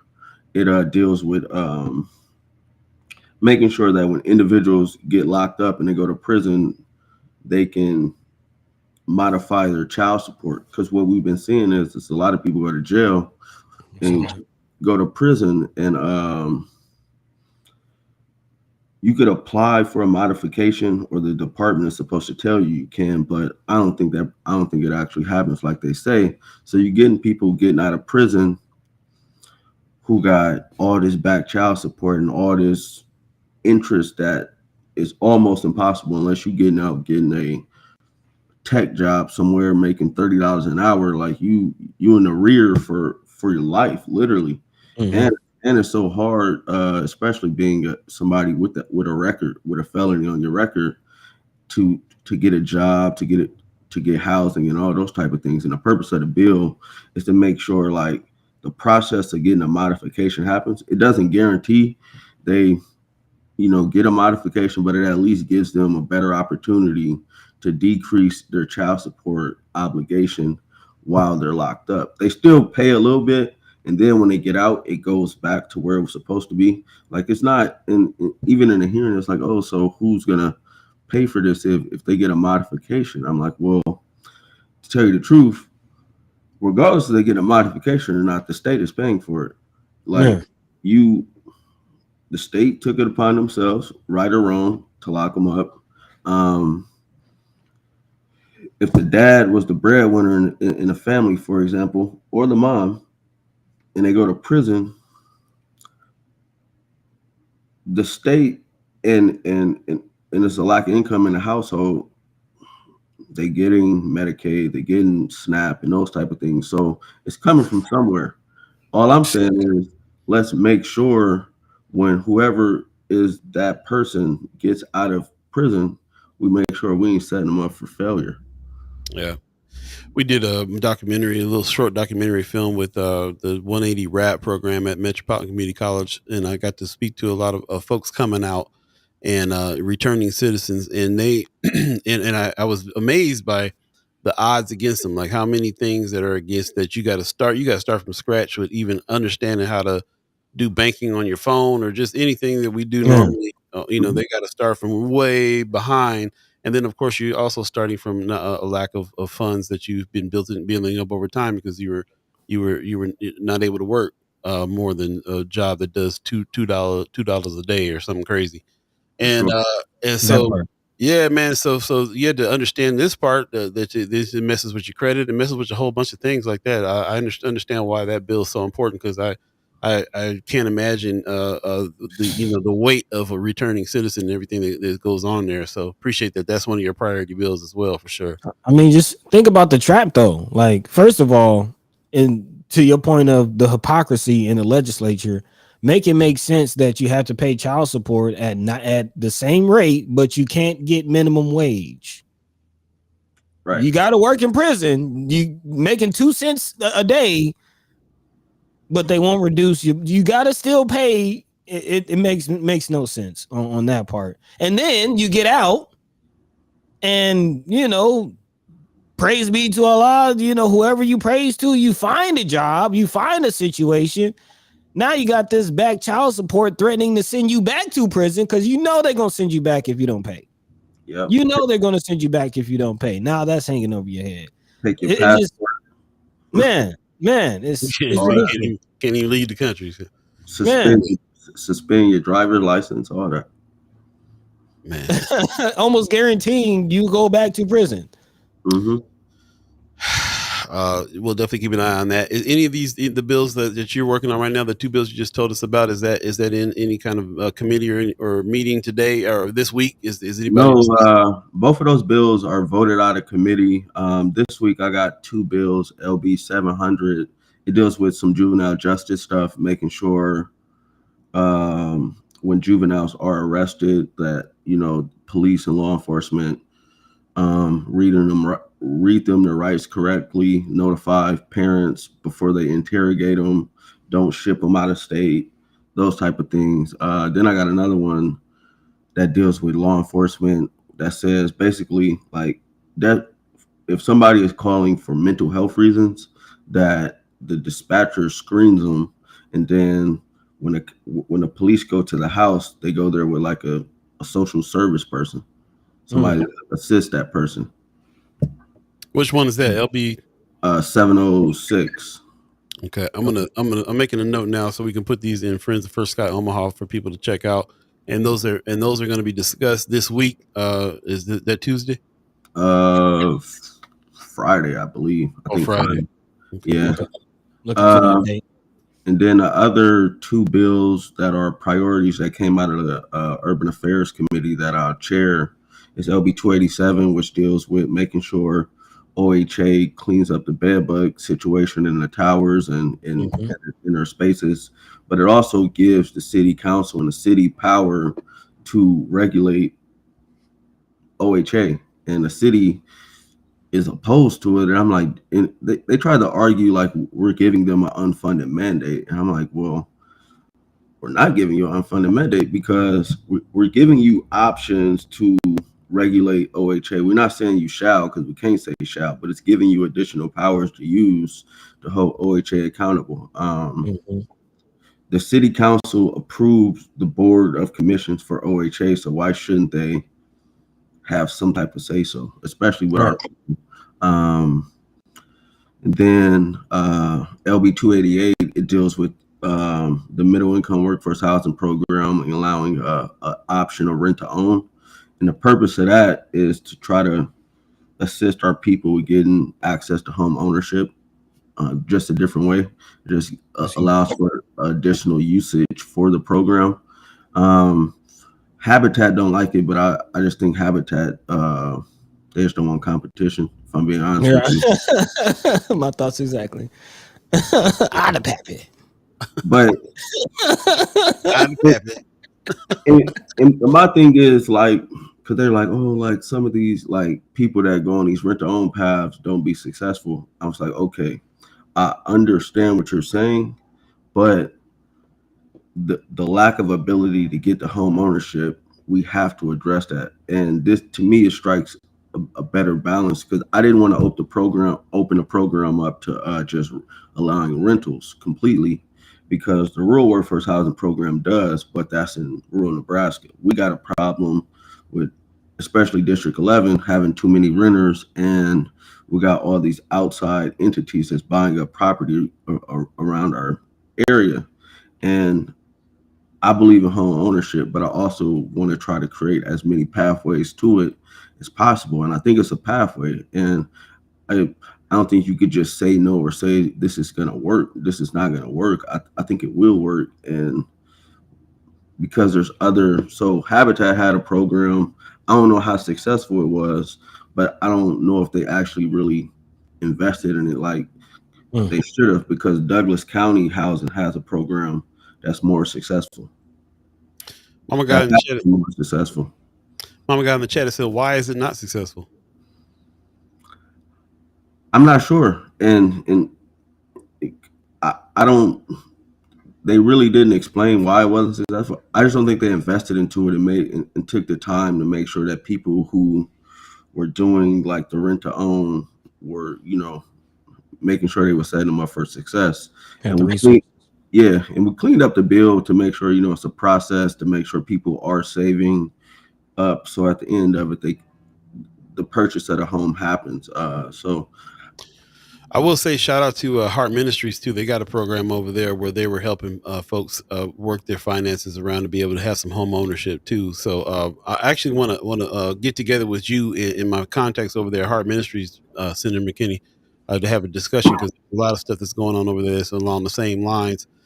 So I want to bring in our next special guest before we get into it. I do want to mention real quick, because I wanted to kind of change gears. We got to talk about the firing of Adam Vale, what just happened with the one who shot and killed Cameron Ford in a no-knock warrant. He was fired. Go ahead. Yeah, I would say, he got fired. But remember, with Zachary Bearhills, like 3 or 4 of them got fired, and 3 of them got left back on the force, except for the black man. All I'm saying is, it's cool they terminate him. Like, good PR move, but will he be a cop next year is the true question. somewhere else. And even before that, you put on your page some letters from our chief that said that he's opposed to the elimination of no knock warrants. So it's interesting that he's firing this police officer for the murder at the same time. It's almost like why is this happening hand in hand at the same time? It's a question. Before we get too far into it, though, I don't want to have our special guest waiting in the wings too long. Ladies and gentlemen, Senator Ashlei Spivey has joined us. Good morning. Good morning. How are you? Good morning. Can you hear me? Loud and clear. Yes. Yeah, good morning. How y'all doing? Hey, Senator McKinney. Got the little one there. Hello. Hey, thanks for joining. Yeah, he has his first dentist appointment today, so we hanging out to go after this. Okay. Exciting. Oh, tell your mama to get you some ice cream after. Give you all the things that add to more cavities. Got it. Yep. Makes sense. Appreciate you coming in. How was your weekend? It was good. We have recess days, so we are out of the ledge Friday and today, which is a nice little reprieve from being in the battlegrounds, and the weather wasn't too bad, so it was good. I hear that. Nice. I want to jump back in before we get to you. I want to talk to you. We pulled your priority bills this time, so we want to talk to you about that in just a second. But I just kind of wanted to get a comment from Senator McKinney on that dichotomy of the police officer getting fired, but at the same time, even though our chief said before that he wanted to oppose the no knock situation, is now saying that he opposes the elimination of the no knock warrants. What's your comments there? I'm not surprised. They be playing in our face, and I be trying to tell people that when they say the Omaha police is the best police force in the nation, they should look at themselves in the mirror. When they say it's the best chief in the country, they should look at themselves in the mirror, because they do things like this and come down to Lincoln and oppose things that the community want, and then they go to different community meetings and act like they are saviors and are with us in the fight, but they really ain't. And that's what, I'm not surprised he did it, because I knew he was playing in our face when he said that they wasn't using them. Because after they said that, it was reports they were still using no knock warrants, and so I just like wow. Yeah. So what is the status of that bill, LB 276? Well, I just had the hearing last week, which is after bill priority date, late in the session, so it's stuck in committee right now. I don't know if I got the votes to get it out, but got to work the committee. Okay. Yeah. Keep an eye on it. Shout out to Kimura Snipes in the chat saying, or Todd used his network to get him a job somewhere else. This is definitely the feeling you're expressing, a feeling that we all have. Like I said, we've seen this before. Also, the most recent graduating class of Omaha Police Department was described to me as bottom of the barrel, and I will not say who told me that. Got the info. My goodness. And she says, and bottom of the barrel was used to describe how they think this class will interact with community. Okay. Keep that in mind. It makes me nervous. Whole new batch of groups. Big time, man. Appreciate you, brother McKinney. I was really anxious to hear your words, your thoughts on that, since that's been in the news here in a big way. Senator Spivey, I don't know if this affects your some of the priority bills and some of the things that you're working on. I know that you probably are working in conjunction with Senator McKinney on some of this stuff. What say you? Let me get your thoughts real quick though on the situation with the police officer that got fired for the no knock warrant. I know this is going to affect parts of your area as well. So what say you on that? Yeah, I would say Senator McKinney especially has been working to try to address the police department and oversight in general. So I'm thankful that I don't have to lead in that space. I can just follow his lead and be a support as a colleague. And I think, firing is also not enough. And so there should be accountability, and that doesn't allow for justice to happen. And so I think that there's other steps and conversations that are missing. And I do think it's disappointing that originally he said no knock warrants are not something that we need to use. It's going to be a policy that we look at. And then he comes in opposition of his bill on the record, so I feel like there just needs to be more accountability with his leadership and the tactics that they are using. And that's not a community policing model. And they swear that that's the model that they're using, what they want to do, especially in over policed and disinvested areas. But then when it comes down to actual practice, they don't do it. So it's disappointing, and I hope that like community advocates, different levels of government, whether it's us, Douglas County, right, City Council, like people hold the Omaha Police Department accountable to what they say and what they do. I hear that.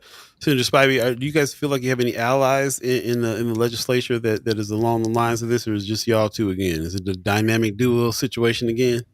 Well, as a freshman coming in, it's been really difficult to think about like any type of judicial reform, whether it's on the juvenile side with kids that are system impacted with policing. Like, I don't think the committee is representative of people that understand the impacts of the laws that they pass. They don't have people that have been in jail, in prison. Like they're just, it's like they're not impacted by the laws that they pass and how they show up. And so I have felt that there are less allies and that there's a lot more education that I have to do. And that, of course, like my sounding board is my brother, Senator McKinney. But my hope is that people can continue to come along. I think there are some folks that are Democratic leaders that are trying to understand and get it. They don't necessarily always get it right, but at least are willing to listen and learn. Mm-hmm. Senator McKinney, let me bring you in on this. You've been dealing with these folks longer. Any allies? Do you feel like that you have some people that are at least semi on the same page with some of these reforms? On the committee, we got Senator Roundtree, Victor Roundtree is on the committee with me. Then we got Senator DeBoer, and then the rest. It depends on the person, but surprisingly, Senator Holcroft, for example, prioritized the Second Look Act, which allows for individuals who've been incarcerated for long periods of time to get a second chance. And it was my bill, and he was like, "Hey, Terrell, I want to introduce this." So it depends on the topic and he doesn't like my bill that if kids are actually charged as adults, I change the sentencing terms. He doesn't like that. Which one? Say again. So it's a bill that if, so there's 556 in the body that's now prioritized that would lessen the age that kids can get tried as adults and be held in detention.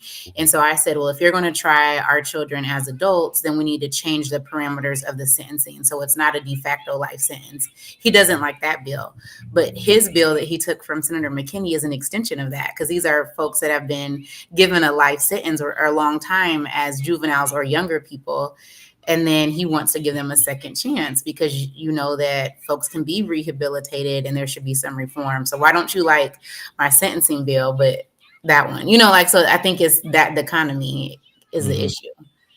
While I'm talking about support and allies, RG is asking, Senator Hunt is nowhere to be found on these issues. No support from her. We've had her on the show before, and it seemed like she was kind of supportive of a few things, but I think I think she support these.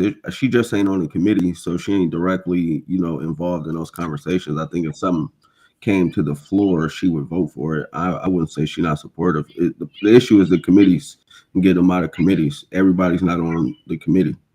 Right. And I think the support has to look different from a strategy, right? So like everyone has a role to play.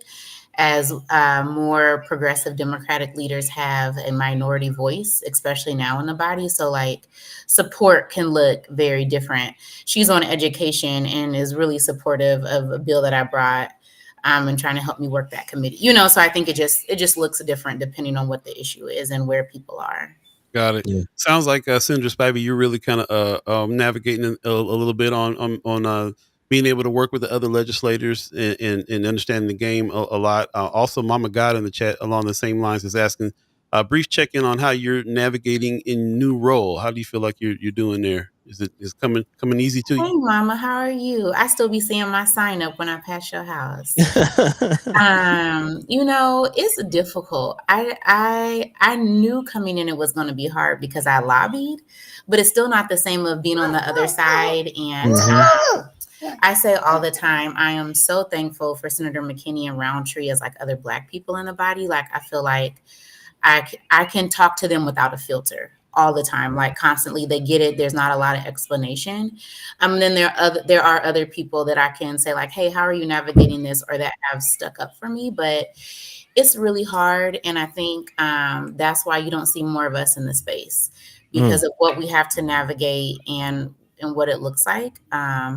And I say all that to say I still feel really grateful that I can represent our community. Like, it's still such a special role. And I feel like I signed up to carry the water. Like, I signed up to have these hard experiences. You know, like, that's what I signed up for, because our community deserves someone that is going to advocate and navigate through that. But I try to be transparent, you know, and vulnerable about it, because people don't talk about this, and, you know, and it's tough. And so I really try to make sure, like, I'll check in on Senator McKinney, like, hey, you eat today? Because you go all day stressed, not eat, mad, trying to get stuff done, you know, like, take a walk outside when it's nice. And so I think we have tried to take care of each other. And then, you know, you figure it out, because our community is worth it. So, man, I appreciate you very much, Senator Spivey. You went ahead and just bought 5 pairs of shoes and said, I'm going to walk this walk. That's all it really was. There you go. Appreciate you. I'm one more question. I'm going to jump in, and then I'm going to have Buddy take over if you would. My God is asking, do you all have to meet fundraising requirements to get on committees or chair them? No, we don't. We don't, because we're unicameral and we're nonpartisan. We don't deal with that like other states, because in other states, some people, like, to be a chairman, you got to meet fundraising requirements and those type of things. But in our state, you don't.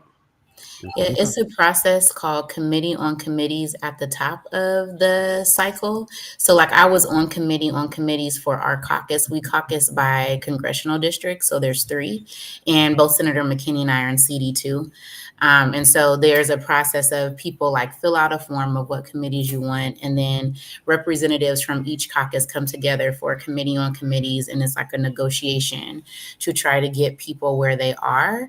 And I think this is the hard part, is that there's not enough folks that have our viewpoint in all of the congressional districts or spread out across the state. And so then you see committees that are stacked, that it's harder to get good bills out, or it's harder to have some of that work done, because it's a very specific viewpoint that does not align to really support, like, working families and, like, real life issues people are navigating. Got it. Yeah. Right on. Well, we're the committee for the committee on committees, and we'll jump in. Buddy, I know you got some stuff on your mind.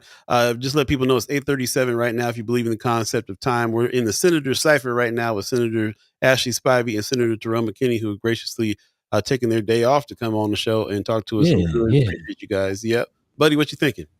Yeah, first of all, I just wanted to, kind of come back and continue on the question of how, Senator Spivey, you're kind of acclimating to the legislature, and, it just in your answer just kind of jumped out to me, your touch and just who you are. Just one, having a sister, the fact that you even asking Senator McKinney, have you eaten? Like, that's that woman touch, you know what I mean? And to have Yeah. But what that means as how you're showing up as a senator, again, we're talking about Senator McKinney and the fight that he's fighting as far as the prison reform and, the prison side. But we've been talking about this preschool to prison pipeline, and your priority bill deals with education, and you're on kind of the education side and how you're showing up for families, not just, as a senator, but with IB Black Girl, like just who you are, your essence, and what you're bringing to the legislature as far as standing up for families. And I kind of want to get into your priority bill, why that's your priority bill. Education, we're kind of talking about, the Trump administration trying to dismantle or at least gut of the Department of Education. As a mother, what does that mean, in both as a senator and a mother, as far as what we're doing with education, what needs to be done about education, and what you feel like the next 4 years will be like, as your children get ready for school? Yeah, so I would start by saying Black women are caregivers of all things. And I feel like we are the moral compass and the backbone of every social movement. You think about civil rights movement, when we were making plates, we helping with speech, right? Like, we just, we do the things. And so I feel like even in the legislature, like, having 2 other Black senators, there's things that they are not going to think about in the same way that I know is for our well-being. So like I have tea in my office, and Senator Roundtree comes, and I have like my favorite drinks I like got him drinking now. So I give him one every day. Come get your drink, get ready for your hearing. You got a hard day today. You know, like I think that is a part of the relationship piece, and like the unspoken nature of our work that we don't think about is how we take care of ourselves. And so as a Black woman, again, like it's natural from every role I play, whether wife, right, mom. So that's important for me to like take care of our well-being as a small group. And then as it relates to my priorities, so I try to have a mix of bills that were like centered in like economic opportunity through the lens of like housing, education, true like traditional economic development. And when you're picking your priority, it's a kind of a strategic move too of like, what do you want to try to get through, but like also what has the votes, where things are now, we're in a deficit. So things that have more of a fiscal note are not moving. Some committees are not moving anything that relates to, or that has a majority of federal funds, think SNAP, Medicaid, because they are trying to legislate for the feds, which fortunate. And so with the bill that I'm prioritizing, it's 440, and it creates paid teacher FMLA for 6 weeks of the 12 weeks that people can access FMLA. And my reasoning behind that was because one, I have so much respect and support for teachers and the work that they do. And I think the state needs paid FMLA in general for anyone. And I think this is a step to show that the difference that paid FMLA can make for key roles in like key industries and workers. And so the state employees actually just negotiated their union for paid FMLA. And so I felt like, okay, teachers, who doesn't love a teacher, right? Like they're on the front lines, and these are significant life events. So it's not just if you have a baby, but it's, you know, if you have cancer, you're in this extreme accident, like all of these kinds of like really huge things, you're having to choose between your job and your career. And we know that we need quality teachers in our education system. And so I don't want a good teacher to have to choose. I want people to feel like they have balance and harmony in their career and their life. And so the hearing went really well. And I just think that it could have the bipartisan support to move. And then I think it will continue to set the stage around, we need paid FMLA at the state level too for every worker, no matter where they work and who they work for. And so that is my hope. And so that's why I prioritized it. They will exec on it this week. So that means the committee will ideally vote it out of committee. I have the votes. Currently, as of today, I keep checking every day to make sure. And so they will exec on it. And then because it's my priority, it will get heard this legislative session. That's what's up. Senator McKinney, I'm sure you're familiar with this bill. You got any thoughts on the bill you want to share as well? I think it's great. I think it's something that's needed. I'm hopeful that once it is voted out and comes to the floor, it moves along without any problems. Because all my bills that's so far, except for probably one that's come to the floor, even the simple ones have had problems. And I just think it's like people in the legislature trying to, how do I say it, try to put me in my place. Okay. And it's been interesting. So, I mean, hopefully. Good luck. You come from the Ernie Chambers camp, so good luck trying to put you in your place. I know. I'll be laughing about it. I'm like, you're not. It is what it is. Like I got a rebuttal for everything. Like I don't care. Like it. To me, I just look at it this way. Like they're not gonna silence me or stop me from fighting for my community. And then even if they stop one of my bills, that just gives me more motivation to just kill something they got anyway. So it is what it is. Like play with fire, and I'm not a you know, when they go low, you go high person. That was Michelle Obama a few years ago. This last cycle, she was like, we going toe to toe. Hey, you got to remember, Senator McKinney is a wrestler. You got to get low. You got to get that leverage. You got to get low. We're gonna put it on the floor. We're gonna put it on the floor. Hey, Senator Spivey, I really love this part here. That what stood out to me was that reduces burnout. I know too many teachers, man. Too many teachers that are I recently, because I got some family members that are now in the system teaching, and I'm hearing these stories and I'm seeing situations that are just like, are you kidding me? Especially in elementary school, it's wild. 40 wild kids in the classroom. I mean, Well, and it's so much more I'm either gonna complex. get burned out and take my belt off and start whooping everybody, or we gonna or I got to just quit. Like I couldn't get into it in the first place. It's just too wild. Yeah, I mean, and our schools are not just kids come to learn and go home, right? They're navigating such complex community issues of, families that have food access issues or insecurity. And we're seeing more mental health diagnosis and trauma for our kids. And, I really think in general, it was a missed opportunity to reimagine how we educate our kids during COVID. Like we haven't changed the actual structure in centuries. And so I think COVID should have been a time that we said, we know 5-year-olds cannot sit for 8 hours. So we should have a new model where we, engage more physical activity to learn and how we're teaching them and like restructure, but no one saw that as an opportunity, I guess, in the same way. And so now, we've had this huge global life event that we are still trying to understand the impacts that people act like just is gone. And then teachers are still supposed to teach and educate our future workforce, our future leaders. And so it's like a really hard job. And especially in our districts, right? Like we have schools that are failing and it's public education, like they're not supporting the needs of our students. And so I've been trying to sit in multiple conversations. I talk to the teachers union a lot, and I've started conversations with OPS around like, how do you ensure that our students are successful and they get quality education?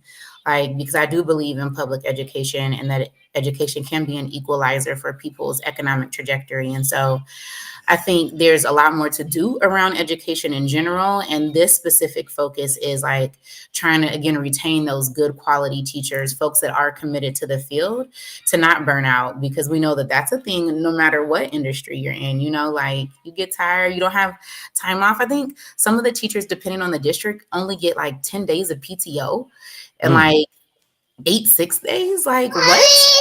That's not realistic, So I think we just need to do better. Appreciate that.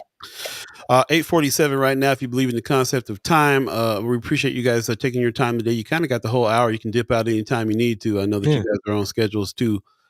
Did want to throw out one thing I saw earlier in the chat. Malik Rogers in the chat had an idea I thought was interesting. If someone created a back child support fund for Black fathers re-entering the community, I would financially support that. Any thoughts on that maybe being a future bill or something like that? Is that something that's you got something going that's close to that already, or what are you thinking? Like the idea. I don't think it. Nobody's discussed it, but it's not just Black fathers though. It's Black women as well. We got a lot of Black women who are entering the system at a high rate that we got to think about as well. So I look at it from both sides, like men and women, because it's not just men paying child support, and we got a lot of Black women in our prisons right now disproportionately. So we got to think about them too. Wow. Yeah. It's that's the. I'm glad you brought that up. Appreciate that very much. Also, one more a new name in the chat. Donella Sessions says, "Good morning to you." Says, "Why is OHA not processing new Section 8 vouchers?" You guys know? Put that out there while I got you guys on, just in case you might know, because I have no idea. Not sure. I'm not sure. I'm not sure. That's like day-to-day operations, and I mean, we can make assumptions based on the leadership and other stuff that they are and are not doing. So, yeah. Okay. But who's a good person you should get on this show? Sal. Yeah, we've been talking to him. Yeah, tell Sal to come on here and talk about OHA. Yeah, we've been talking to him. I don't know how much he's gonna be able to say, but that part. That's fair. We don't really do a hot seat show around here too hardcore. So, but we'll get him on. Or get one of the resident commissioners. Get them on here. Yeah. We've been talking to them too. Most def. Right now we are talking to all the candidates. We're actually doing recordings of get to know your candidate before the primaries, and of course CD2 has 9 candidates running, And I don't know quite what to ask you about that. Just what's your thoughts on the fact that we got, first of all, we got so many folks running. Everybody, I do give respect to everybody running because they're running. They're putting their money where their mouth is, and they see a problem in CD2 that they feel like they have the skill sets to solve. But what say you about the fact that there's so many folks running, and what do you want to see for that seat for CD2? What would be your biggest thing you want? And also in the realm of how you work with city council members as well. Like, what's your thoughts on city council for CD2? It's a lot of people running. First, but the biggest thing I've always said since, prior to people starting announcing and after they announce, that we need somebody that can go to City Hall and be down there and just be, a little more effective, work to, do some things for the community and not just play defense the whole time. I'm not saying that the city don't have issues where you need to play defense, but you need somebody that could be offensive in city council as well. Get some things done. I would agree. I feel like as Black elected officials, there's a lot of stuff you got to eat. And like for the sake of getting stuff done, and being strategic and having a poker face. And so I would say someone that can recognize that, because they assume that we're going to come in combative and be aggressive and that we don't know what we're doing. And so someone that really can understand how to utilize a process to be effective as well. And then I think with everyone running, and you're right, Paul, like kudos to people that put their name in, because that's a lot. Like to run for office is a lot, and it puts you under a microscope in a different way. And it's really tough. And so I think I'm excited that so many people want to see themselves in the role. And I also think it's a response to the disinvestment and chaos that was actually like built into our community, right? Like, because also, like, why are no other Black people running any other district? Like, this is not a Black district. Like Black folks are everywhere, and Black folks can lead all sorts of communities. So why don't we have no Black folks in any other district for city council? Like, so I think that there's a lot of other stuff there that we need to unpack, and I'm hoping that through this process, some of these things come to light. And Senator McKinney convened, so he started a group to convene Black elected officials in Omaha. And I think that type of like connectivity and strategy is going to be important for us as we navigate just government in general. Man, bro, tell us about that. It's the first time hearing of this. Yeah. So when did we meet? In January? I think. I don't know. No, because we was already in session. No, it was like February. Yeah, February. Okay. So it was something we tried to do a couple years ago where we get all the, Black elected officials in one room and just have a conversation about, what's going on. We didn't get everybody there, even at that first one. Some people had other obligations, but the plan is to try to meet more often and get everybody in the room to understand what's going on at all levels, so we're more on page to effectively, take care of our community. Because there's no reason that we got all these people in these different positions and we don't talk. Makes no sense. Because the other side of this, they talk. Like, regardless if you think they hate each other or not, and no matter the political affiliation, I guarantee you they talk. Yeah, man. Imagine. And we should too. Yeah. Well, hopefully that continues. So, definitely we're in conversation when Senator Wayne will come on about making that happen. And I'm glad that, you taking the mantle and pushing the line on that. So yeah, as we kind of got about 6 minutes left, that does bring about a final question that I have. We've been seeing some movement on this thing, and Senator McKinney, you can kind of bring it on home. With the Inland Port Authority, what's going on with that? I know there's some movement with the business parks and bills changing some things. Where do we stand with the Inland Port Authority?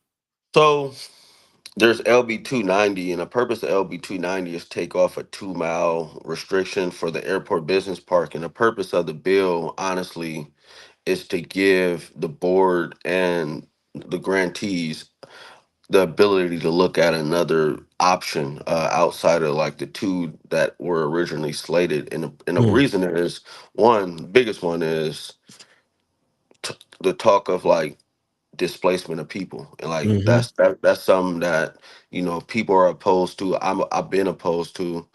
Two, it's the other piece of land. We have to deal with an environmental issue that I think, in my opinion, I would pay for it. But I I think there needs to be the ability to look at another option just to figure out, okay, what else within this inland port authority area can be developed, and to make sure the right decision is made, because that's a lot of money and nobody wants to see it just go down the drain or just get wasted. And because of these issues, the ability to look at another piece of land needs to happen. It's on final reading, but I've been getting pushback like every round of debate, people not really understanding what happened with the Economic Recovery Act, thinking we're asking for more money, and it's like, no, we're not asking for no money. It's no fiscal note. We just saying take off this restriction and allow for the project to be done within the Inland Port Authority I area. feel I like don't they think. also just don't want you to have it. Like new freshman senators are upset that North Omaha, because they don't talk about South Omaha, that North Omaha got this money and they're upset about it. So they're bringing it up on something that doesn't even have to do with the actual allocation of the funds. Man, And it and just making sure the funds don't go downtown as well. It's specific in the bill to say none of these funds can be used downtown, because there's people, especially with that new soccer stadium they're trying to build, they want to try to get the port to expand just to so they could get a piece of the money for our community for that, for something like that, and for some of the funds to go downtown. So it's trying to protect the funds for our community, but make sure that the money is spent in the right way. man, All right. something to keep our eye on. Definitely Yeah, big time. appreciate you breaking that down for us. Is in a big way. Really appreciate that very much. We're gonna get you some last words from you guys real quick. Wanda Lewis in the chat is saying, when it's all said and done, District 2 only represents one vote out of 7. What also needs to change is the mayor and her influence on city council. I just wanted to highlight that. I thought that was a great comment. I appreciate that very much. And also, Senator McKinney, you're already endorsing somebody from District 2, right? Did I see that on your page? Yeah, I support Mike Lee for city council. That's what's up, Senator. Excuse me, Senator Spivey. Put some There you respect on go. her There you name. go. Do are you ready to endorse anybody quite yet? Yeah, so I actually also endorsed Mike Lee. We had a conversation 2 weeks ago, and he actually is the only candidate that approached me for my endorsement as well, and talked about their policy and platform. So yeah. That's what's up. He got him too. He said he got him too. Mike Lee. There you go. Well, and I tell people like this is Senator McKinney's district that he is over, so I think it's really important for that leadership and connection. But I'm happy to endorse candidates that I feel like align, and again have the conversation. People don't realize that like if you're a candidate, you actually have to talk to people for their endorsement, and make the case of like, hey, this is how we're aligned and the difference that your endorsement makes, and no one else has done that to me. So Okay. There you go. We got about 2 minutes left. Any last words, Senator Spivey? I would just say stay engaged. So hearings are finished at the legislature this next week.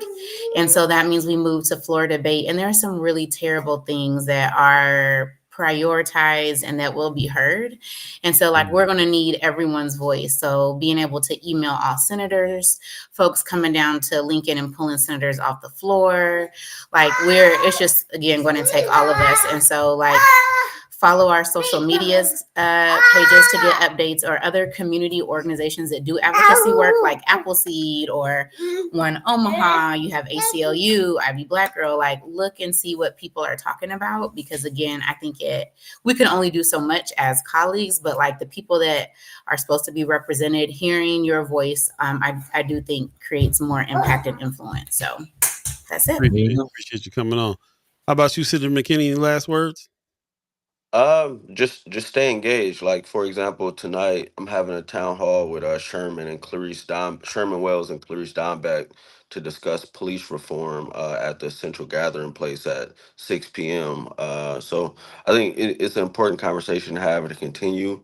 And that's what I told my colleagues. I was like, this is going to be the biannual Senator McKinney and the police against each other day. Because until we do something that I feel is significant, I'm going to keep bringing these bills. And y'all can keep telling me no, but I'm gonna keep bringing them. But the biggest thing is just staying engaged and just if y'all need us, just call us, email us, text us, whatever. Like we're in Lincoln, but we still work for the community. Appreciate that very much.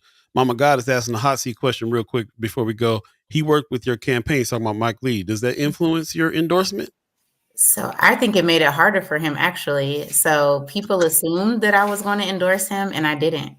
He didn't ask or talk to me. Like, he had to go through the process and work for it. And I do actually think, in talking to him, that he has really great ideas and thoughts around how to be effective. And he's been around the system, so he understands. But I think him working on my campaign made it harder for him, at least for me, because I have high expectations of myself and how I use my social capital for people. And he could probably tell you how that process went for him and how he had to work for it. So yeah, it wasn't a gimme by any means. That's what's up.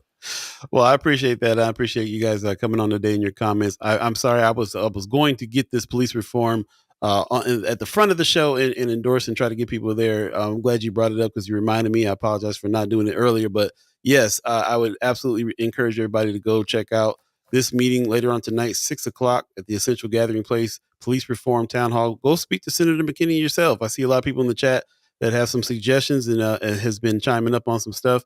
Be a good idea to go down and meet these people in person and shake their hands and ask them these questions and talk to them in person. So shout out to everybody who jumped on. I've seen T. Wren, Tony Johnson, Malik Rogers, a lot of folks on today that had a lot of comments. So we appreciate your comments. And again, speak face to face, pull up. Yeah, exactly. We love to meet the chat chimers in person in the first place. So appreciate that very much. Mama God, thank you so much for your comments as well. She says, thanks for your input. Thank you guys so much, man. Really appreciate you taking time on your day off to jump on with us and always speak to the creating people. a space. No problem. Thank you. Thank you. Thank y'all. Y'all gotta have a good one then. Peace. Peace. All right. And that does it for us as well. Appreciate you guys hanging with us for the whole 2 hours. Yeah. Those of you that did that. Yeah, man.